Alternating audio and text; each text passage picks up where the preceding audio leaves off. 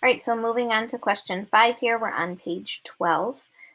Jason runs 440 yards in 75 seconds. At this rate, how many minutes does it take him to run a mile? So I'm going to save the minutes for the end. I'm going to keep working with yards and seconds and then convert to minutes at the end. So the original ratio, 440 yards, is 75 seconds. And then I knew that 1,760 yards was equivalent to 1 mile. And I found that to get from 440 to 1,760, we multiplied by 4. I didn't know that number in my head. I used division to figure that out. So I did 1,760 divided by 440 to find this missing factor. Then to keep it equivalent, 75 seconds times 4 gives me 300 seconds. So it takes him 300 seconds to run 1 mile, but they want to know how many minutes that is. So the last conversion we need to do is 300 seconds equals 5 minutes because 60 seconds is 1 minute. So I'm going to get rid of that question mark, and 5 minutes would be your answer. Number 2 was a little bit tricky. So 2, we know that 2 boxes of granola was $4.50. Therefore, 1 box is $2.25. It's half the price of that. We know that 1 box has 12 ounces of granola, so you can see that right here in my ratio table. I knew that $2.25 would get me 12 ounces of granola. Our question, or what we're trying to find out, is what is the unit price in dollars per pound? Now, since I'm dealing with ounces, I first needed to look up how many ounces were in a pound, and I found that 16 ounces made 1 pound. So I couldn't multiply 12 to get to 16. So my next step was reducing or simplifying this ratio, 225 to 12, down to 4 ounces. I did that by dividing by 3.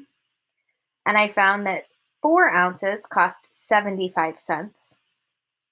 And then I could scale this back up using equivalent ratios. 4 times 4 would give me 16 ounces, or 1 pound. And then 75 cents times 4 is $3. So the unit price in dollars per pound, it costs $3 per pound of granola. Okay. Number 7, we were converting kilograms to pounds. So we know that Sam is delivering 2 refrigerators that each weigh 105 kilograms. So here I just used equivalent ratios or benchmark ratios. If 1 kilogram is about 2.2 pounds, I multiplied times 105, and then I multiplied again times 105 on this side, and I found that each refrigerator was 231 pounds. Now there are 2 of them, so then I doubled the weight of that to find that both refrigerators weighed 462 pounds. Therefore, yes, they can whoa, what happened? Sorry, guys. Yes, they can both go on 1 trip. Okay. Last question here has some ugly numbers, so we do need to do some rounding. So we know that Kelly rides her bike 140 feet, which is 20 turns.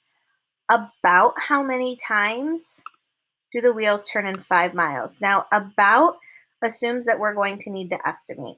So here I put a question mark because I don't know how many times 140 goes into 5,280. So I'm just going to show you when I do that division, I get this really ugly number. So it's 37.7, blah, blah, blah, blah, blah. I'm going to round that to 38. So I'm going to say that we're going to round this times 38. And then 20 times 38 to find out how many turns in a mile, which would be 760. Okay, so we're saying about 760 turns. I can't put that squiggly equal sign there, but I probably should. Okay, so now if I want to find this for 5 miles, my last step would be 760 turns times 5 miles equals 3,800. So we're going to say about 3,800. And that's it. If you guys have any questions, drop me a comment on Google Classroom, and I'll see you tomorrow. Have a great afternoon.